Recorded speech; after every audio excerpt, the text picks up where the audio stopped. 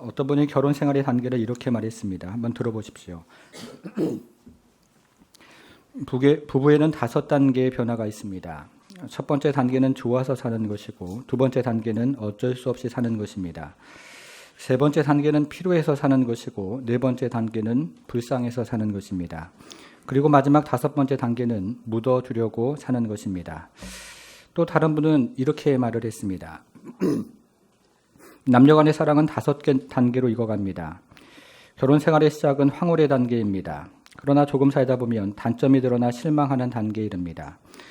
그리고 아이들을 낳고 살면서 포기하는 단계에 접어듭니다. 그리고는 미운정, 고운정 다 드는 단계로 들어갑니다. 그리고 늙으면 등을 긁어줄 사람이 없어서 사는 단계가 됩니다. 어떤 목사님이 결혼 후에 처음으로 화이트데이에 초콜릿을 사들고 집에 들어갔습니다. 그런데 아내의 반응이 매우 의외였습니다. 목사님이 돈을 주고 사온 것이 아니라 어디서 공짜로 얻어왔다는 것이었습니다. 그래서 이 목사님은 돈을 주고 사온 것이라는 것을 증명하는데 매우 애를 먹었다고 합니다.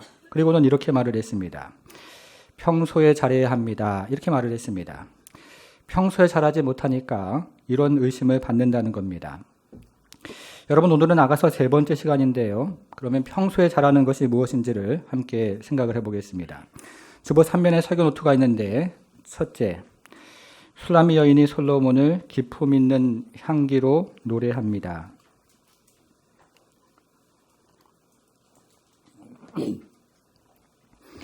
우리는 지난 시간에 솔로몬이 술람미 여인을 칭찬하는 노래를 살펴보았습니다. 솔로몬이 술람미 여인을 바로의 병거를 이끄는 준마와 같다고 노래를 합니다. 솔로몬이 매우 아름다운 시각적인 이미지를 사용해서 술람미 여인의 아름다움을 노래했던 것입니다. 그러면 오늘 본문은 어떻게 시작을 할까요? 오늘 본문은 술람미 여인이 매우 아름다운 후각적인 이미지를 가지고 솔로몬의 아름다움을 노래하기 시작합니다. 이제 오늘 본문을 시작하는 12절을 같이 한번 읽어보겠습니다. 12절입니다. 시작. 침상에 앉았을 때에 나의 나도 기름이 향기를 뿜어냈구나.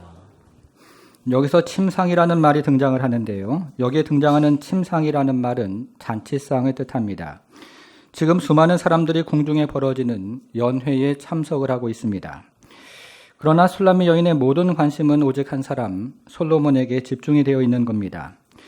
그러면 술람미 여인은 솔로몬에게서 솔로몬의 아름다움을 어떻게 표현을 하고 있습니까? 첫째, 술람미 여인은 솔로몬을 나도 향수가 품어내는 향기라고 표현을 합니다. 첫째 옆에다가요, 나도 향수라고 적어보겠습니다.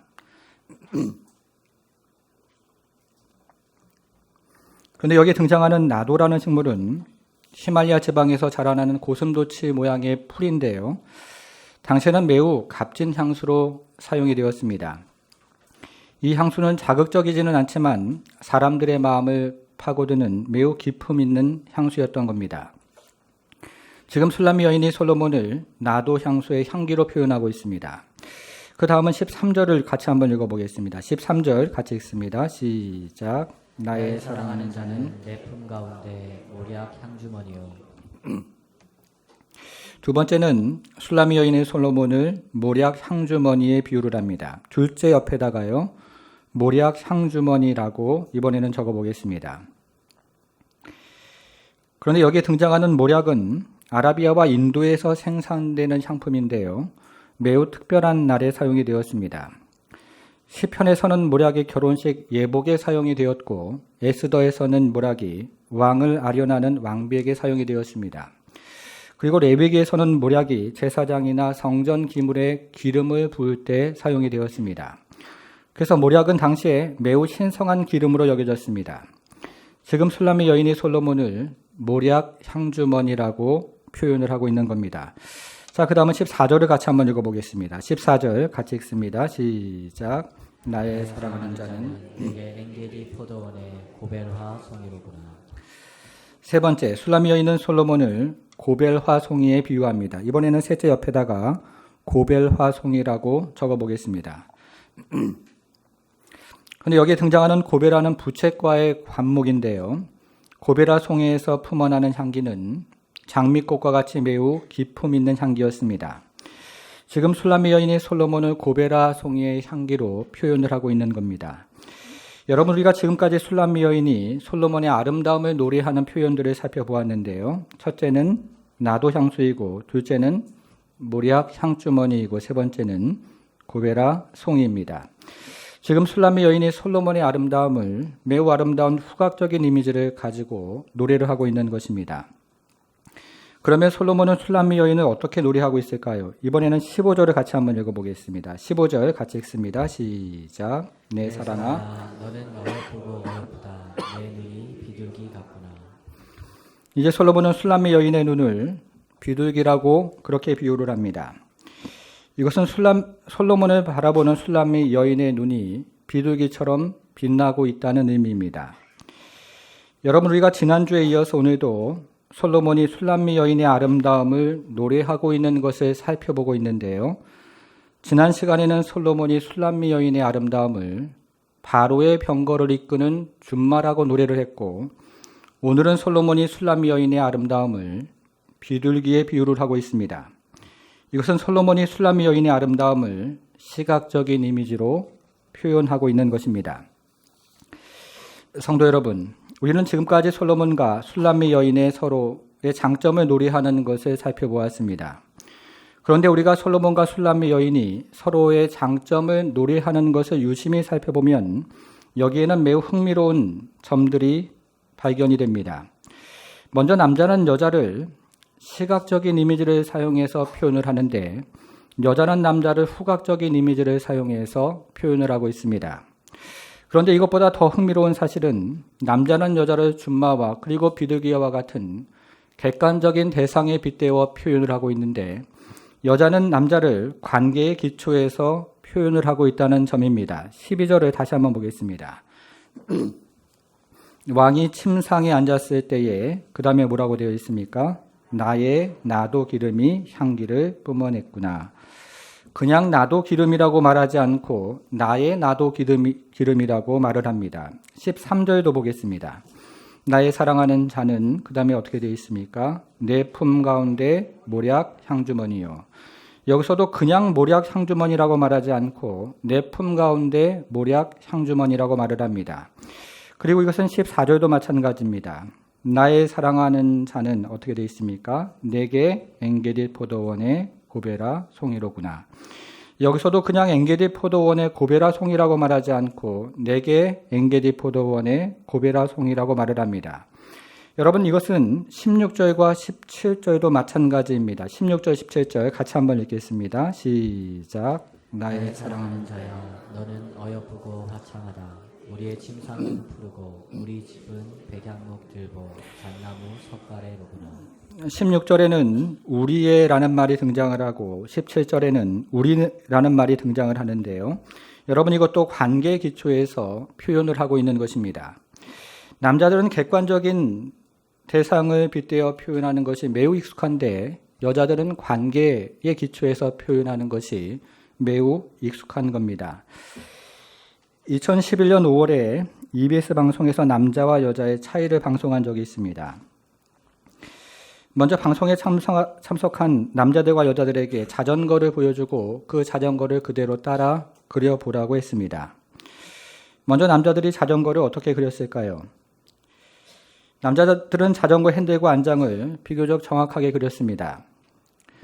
그리고 앞바퀴와 뒷바퀴를 정확하게 그리고 두 바퀴를 연결하는 지지대도 매우 정확하게 그렸습니다. 자전거의 특징을 빠짐없이 하나하나 그린 것입니다. 여러분, 그러면 여자들은 자전거를 어떻게 그렸을까요? 어떤 여자는 핸들과 안장이 없는 자전거를 그렸습니다. 그리고 어떤 여자는 바퀴가 하나밖에 없는 자전거를 그렸고, 그리고 어떤 여자는 두 바퀴를 연결하는 축을 빼뜨리고 그렸습니다. 도무지 사람이 탈 수 없는 자전거를 그린 것입니다. 이번에는 물이 담겨 있는 투명한 물병을 45도 각도로 기울인 것을 보여주고 45도 각도로 기울어져 있는 물병을 그려보라고 했습니다. 그랬더니 남자들도 45도 각도로 기울인 물병을 잘 그렸고, 여자들도 45도 각도로 기울어져 있는 물병을 잘 그렸습니다. 그런데 남자들은 물의 수면을 수평으로 그렸는데, 여자들은 물의 수면을 이 물의 수면도 45도 각도로 기울여서 그렸습니다. 여러분, 누가 더 잘 그린 것입니까? 그런 다음에는 남자와 여자의 언어 구사 능력을 테스트를 했습니다. 여러분, 화면으로 나오는 내용을요, 좀 빨리 같이 한번 읽어보겠습니다. 보이십니까? 예. 보이시죠? 예. 이 내용을 같이 한번 빠른 속도로 한번 읽어보도록 하겠습니다. 시작. 앞뒤 8쪽은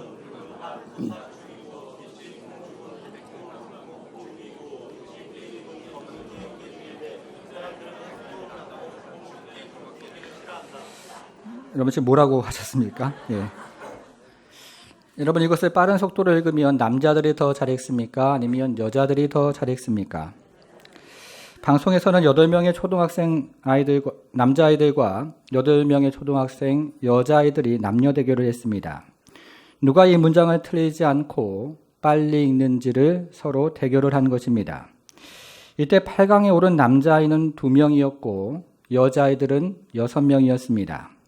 그리고 4강에 오른 남자아이는 1명이었고 여자아이들은 3명이었습니다.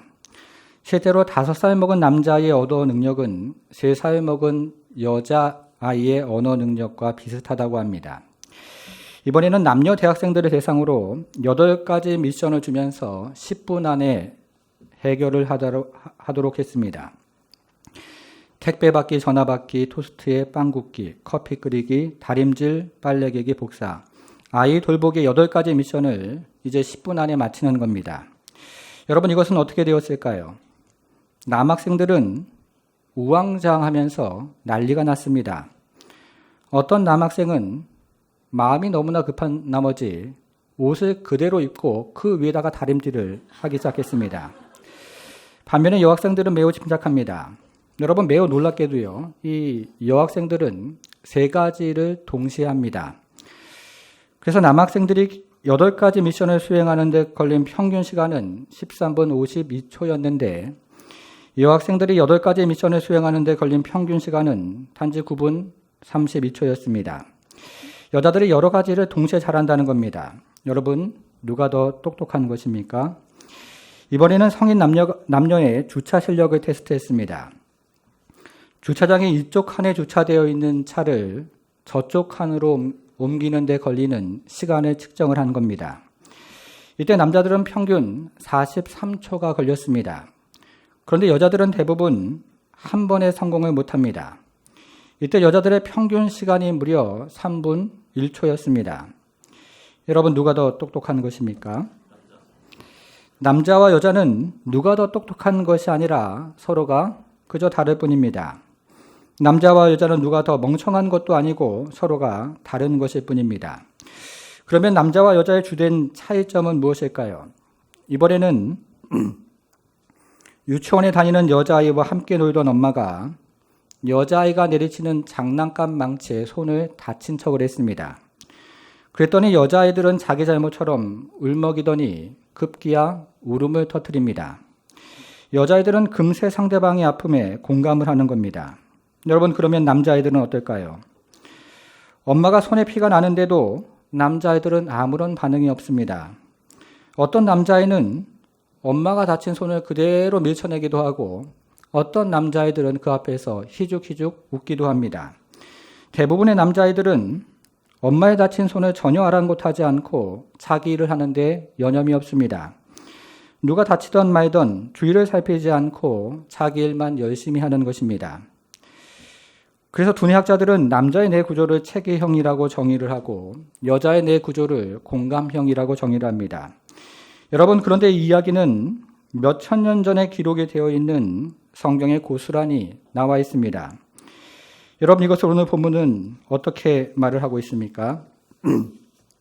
남자는 여자를 시각적인 이미지로 표현하는데 여자는 남자를 후각적인 이미지로 표현을 합니다. 남자는 여자를 객관적인 대상으로 빗대어 표현을 하는데 여자는 남자를 관계 기초에서 표현을 하는 겁니다.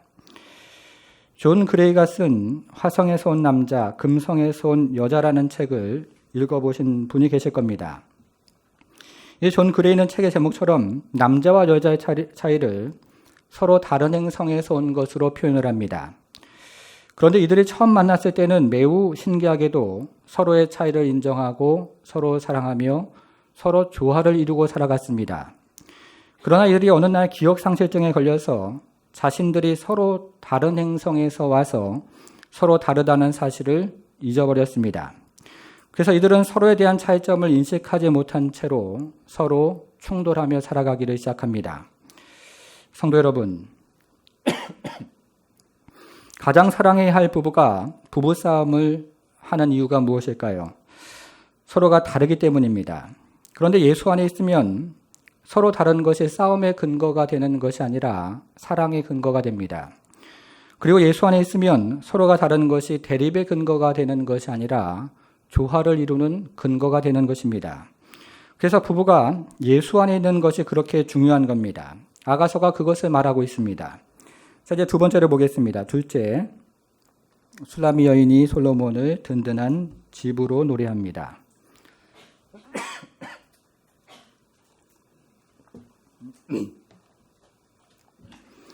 우리는 앞에서 술라미 여인이 솔로몬을 기품 있는 향기로 노래하는 것을 살펴보았습니다. 이제 술라미 여인은 솔로몬을 매우 든든한 집으로 노래하고 있습니다. 16절과 17절을 같이 한번 읽겠습니다. 16절 17절입니다. 시작.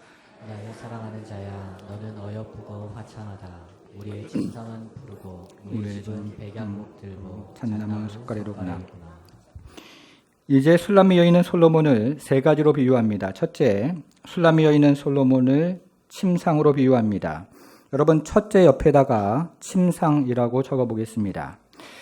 여러분, 그런데 여기서 오해하지 말아야 하는 것은 여기서 말하는 침상이 결혼 전에 남녀가 사랑을 나누는 장소가 아니라는 사실입니다. 여러분, 결혼 전에 남녀가 침상에서 사랑을 나눈다면 그 사랑이 어떻게 되겠습니까? 우리가 4장에서도 살펴보겠지만 성경은 결혼 전에 남녀가 침상에서 이루어지는 어떤 신체적인 접촉도 허용하지 않습니다. 성경은 결혼 밖에서 이루어지는 모든 성관계를 지극히 악한 것이라고 말을 하고 있습니다. 그러면 여기서 말하는 침상은 무엇일까요? 여기서는 침상 다음에 등장하는 푸르다는 말이 중요한 말인데요. 여기서 침상이 푸르다는 말은 솔로몬과 술라미 여인의 사랑이 왕궁에만 한정이 되어 있지 않다는 뜻입니다. 솔로몬과 술라미 여인의 사랑이 푸른 자연에서도 이루어지고 있다는 뜻입니다. 둘째를 보겠습니다. 둘째, 술라미 여인은 솔로몬을 백향목에 비유합니다. 둘째 옆에다가 이번에는 백향목이라고 적어보겠습니다.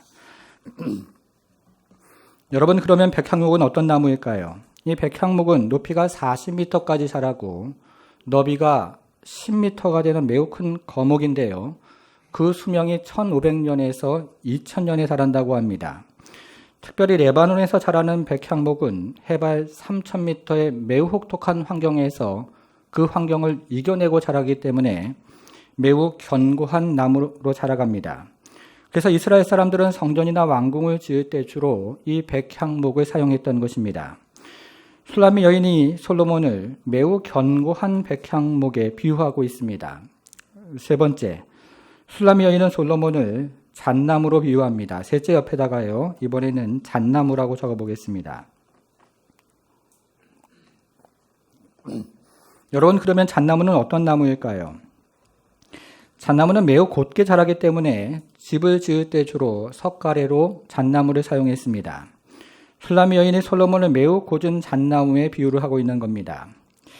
여러분, 이것은 술라미 여인이 솔로몬을 매우 든든한 집으로 비유를 하고 있는 겁니다. 아내는 남편과 함께 있을 때 가장 깊은 안정감을 경험합니다. 이제 오늘 본문을 가지고 적용을 해보겠습니다. 오늘 설교의 제목은 화답하는 사랑입니다. 그러면 오늘 본문에서 신랑과 신부는 어떻게 화답을 할까요? 먼저 15절을 다시 한번 읽어보겠습니다. 15절을 보겠습니다. 내 사랑아, 너는 어떻습니까? 어여쁘고 또 어떻습니까? 어여쁘다. 솔로몬이 내 사랑아 너는 어여쁘고 어여쁘다라고 노래합니다.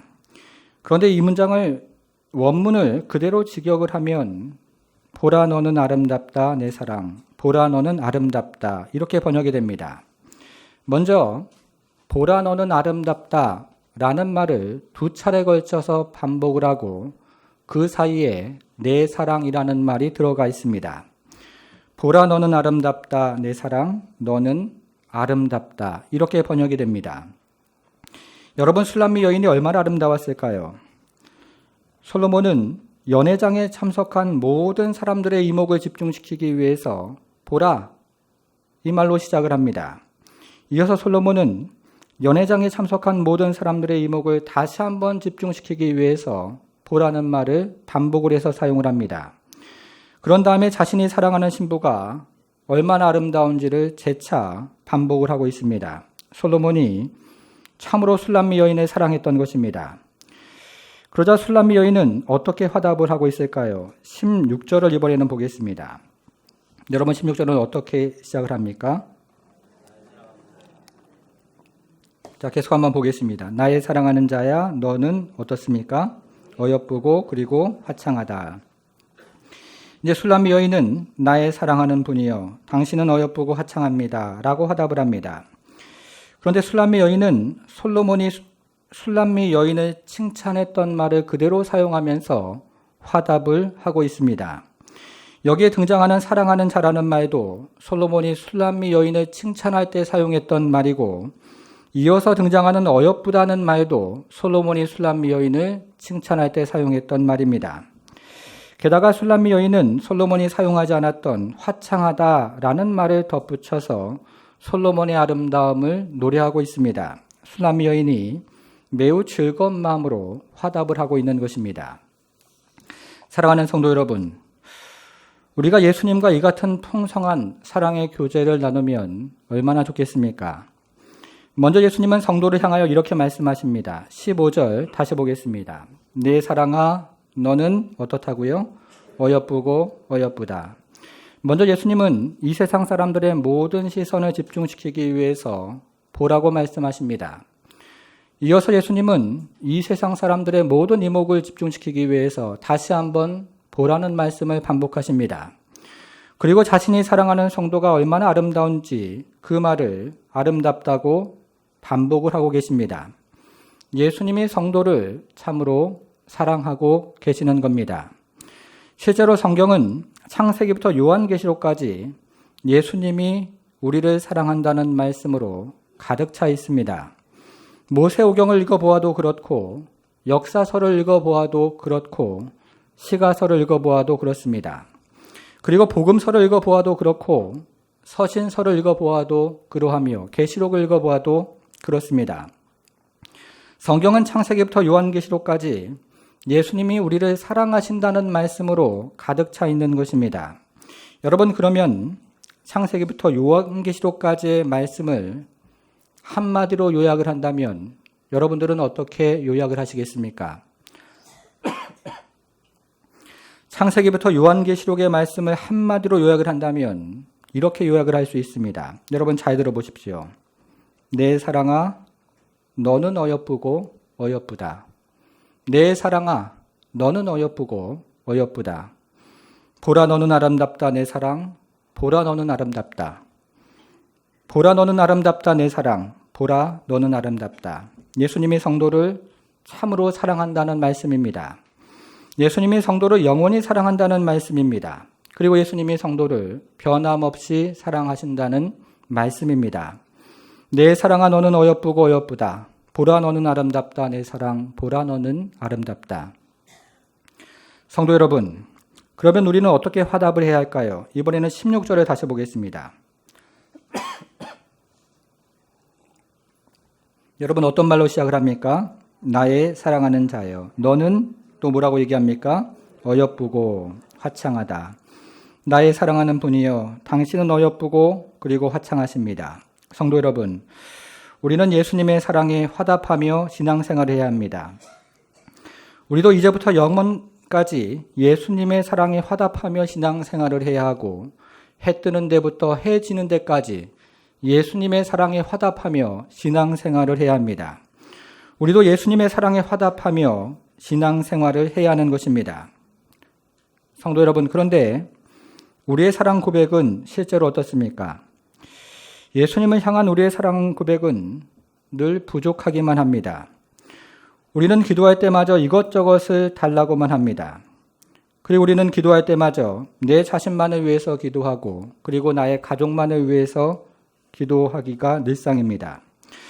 물론 그런 기도가 필요할 때가 있습니다. 여러분, 그러나 우리가 기도할 때에 이것저것 달라는 기도만 하지 말고 주님을 향한 진정한 감사와 그리고 주님을 향한 진정한 사랑을 마음껏 고백한다면 우리의 기도가 얼마나 풍성해지겠습니까? 우리가 기도할 때에 이것저것 달라고만 기도하지 말고 주님의 사랑에 화답을 한다면 우리의 기도가 얼마나 힘이 있을까요? 여러분, 우리가 찬송을 부를 때에도 우리를 구원하러 이 땅에 오신 예수님의 사랑을 마음을 다해서 화답을 한다면 우리의 찬송에 얼마나 기쁨이 넘치겠습니까? 우리가 예배를 드릴 때에도 우리의 신랑으로 다시 오실 예수님의 사랑을 마음을 다해 아멘으로 화답을 한다면 우리의 예배가 얼마나 은혜가 넘치겠습니까? 어떤 가난한 어머니와 아들이 살고 있었습니다. 어머니는 어렵게 아들의 학비를 마련해서 공부를 시켰습니다. 이제 어머니의 눈물겨운 노고로 아들이 무사히 대학을 졸업하게 되었습니다. 그러나 어머니는 졸업식에 가기가 두려웠습니다. 초라하고 누추한 자신의 모습이 수석 졸업의 영광을 차지한 아들의 명예에 오점이 될 것만 같았습니다. 그러나 아들의 간곡한 권유로 어머니는 아들의 졸업식에 참석을 하게 되었습니다. 이제 아들은 졸업 연설을 하면서 수석 졸업의 모든 영광을 하나님과 그의 어머니에게 돌렸습니다. 그리고 우리와 같은 박수 속에서 총장으로부터 메달을 받았습니다. 그러나 이 아들은 총장이 걸어주는 메달을 두 손으로 받아들고는 청중들 틈에 앉아있는 어머니에게로 다가갔습니다. 그리고 초라한 옷을 입고 있는 어머니에게 메달을 걸어주면서 이렇게 말을 했습니다. 어머니 고맙습니다. 어머니 은혜로 이렇게 졸업하게 되었습니다. 이 메달은 마땅히 어머니께서 받으셔야 합니다. 수석 졸업의 모든 영광을 어머니에게 돌렸던 겁니다. 그리고 이 아들은 얼마 후에 그 대학에 학장이 되었습니다. 그리고 이 아들은 그로부터 10년 후에 미국의 대통령이 되었고 그 후에는 노벨 평화상을 받았습니다. 그 사람이 바로 미국의 28대 대통령인 우드로 월슨입니다.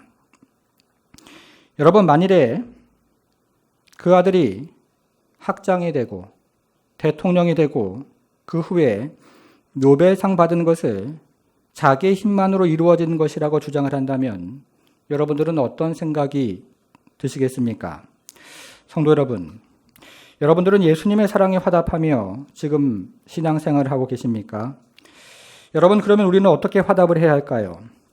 우리는 지난 시간에 오늘 본문의 배경이 되는 1장 7절과 8절 말씀에 대해서 생각을 해보았습니다. 여러분, 성경을 앞으로 가셔서 1장 7절과 8절을 다시 한번 보겠습니다. 여러분, 1장 7절 어떻게 시작을 합니까? 내 마음으로. 술람미 여인은 온 마음과 온 몸을 다해서 솔로몬을 사랑합니다. 그래서 술람미 여인은 솔로몬을 만나기 위해서 매우 화려하고 매우 안락한 왕궁을 떠나갔습니다. 그리고 술람미 여인은 솔로몬을 만나기 위해서 양의 발자취를 따라 비바람이 몰아치고 그리고 뜨거운 태양이 내리쬐는 거친 광야로 나아갔습니다. 여기는 어떤 주저함도 없었고 어떤 거리낌도 없었습니다. 여기는 어떤 망설임도 없었고 어떤 머뭇거림도 없었습니다. 성도 여러분, 그러면 술람미 여인의 거친 광야에서 경험한 것은 무엇입니까? 이제 14절을 다시 한번 읽어보겠습니다. 1장 14절. 같이 한번 다시 읽어보겠습니다. 14절입니다. 시작. 나의 사랑하는 자는 내게 엔게디 포도원의 고베라 송이구나. 여러분, 여기서 고베라 송이가 피어나는 엔게디 포도원은 어디일까요? 여기에 등장하는 엔게디는 헤브론 동쪽과 사회 서쪽에 위치한 지역인데요. 이 땅은 매우 비옥해서 각종 아열대 식물이 매우 풍성하게 자라고 그리고 최고급의 포도주의 극산품의 포도주가 자라는 지역입니다. 그리고 이 땅의 포도원에서 자란 고베라 송이는 매우 고급스러운 향기를 뿜어내고 있습니다. 여러분, 그런데 이 엔게디 지역을 조금이라도 벗어나면 사방이 금세 거친 광야로 돌변합니다. 비바람이 몰아치는 광야가 되고 그리고 뜨거운 태양이 내리쬐는 광야가 되는 겁니다. 무슨 말일까요? 주님이 우리와 함께 하시면 광야와 같은 인생길일지라도 엔게디 포도원의 풍성한 은혜를 경험한다는 뜻입니다.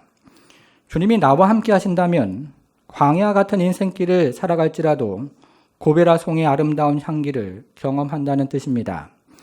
주님이 우리와 함께 하신다면 광야 같은 인생길이 변해서 꽃이 피고 열매를 맺고 그리고 그 열매에서 아름다운 향기가 뿜어져 나오는 것입니다.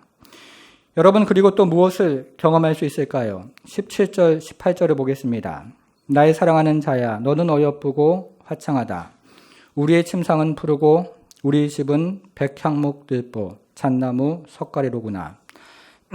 광야 같은 인생길에서 우리 주님께서 매우 든든한 안식처가 되어주시는 것을 우리는 경험한다는 뜻입니다. 사랑하는 성도 여러분, 우리 주님은 저와 여러분을 얼마나 사랑하실까요? 우리 주님은 우리를 영원토록 사랑하십니다.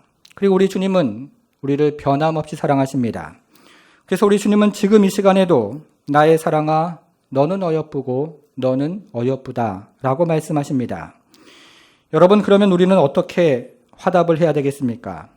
나의 사랑하는 분이여, 당신은 어여쁘고 화창하십니다. 당신은 광야 같은 인생길에서 엔게디 포도원처럼 매우 풍성한 열매를 주시는 분이십니다. 당신은 광야 같은 인생길에서 고베라 송이처럼 매우 아름다운 향기를 내게 뿜어주시는 분이십니다. 당신은 광야 같은 인생길에서 백향목과 잣나무처럼 매우 든든한 안식처가 되어주시는 분이십니다. 주님, 당신은 전능하신 분이십니다. 그리고 당신은 우주 만물을 만드신 분이십니다. 그러나 당신은 성육신 하셔서 나를 세상과 같이 세상 중에 있는 나를 마치 온 세상처럼 사랑해 주시는 분이십니다. 사랑하는 성도 여러분, 우리 주님은 지금 이 시간에도 말씀하십니다. 나의 사랑아, 너는 어여쁘고 어여쁘다. 그리고 우리 주님은 이제 우리의 화답을 기다리고 계십니다. 사랑하는 성도 여러분, 우리 주님의 놀라운 사랑에 화답하는, 그래서 우리 주님의 놀라운 사랑을 찬송하고 그리고 기도하고 그리고 그 은혜를 높이는 그런 인생길을 살아가는 모든 성도가 되기를 주님의 이름으로 축복합니다.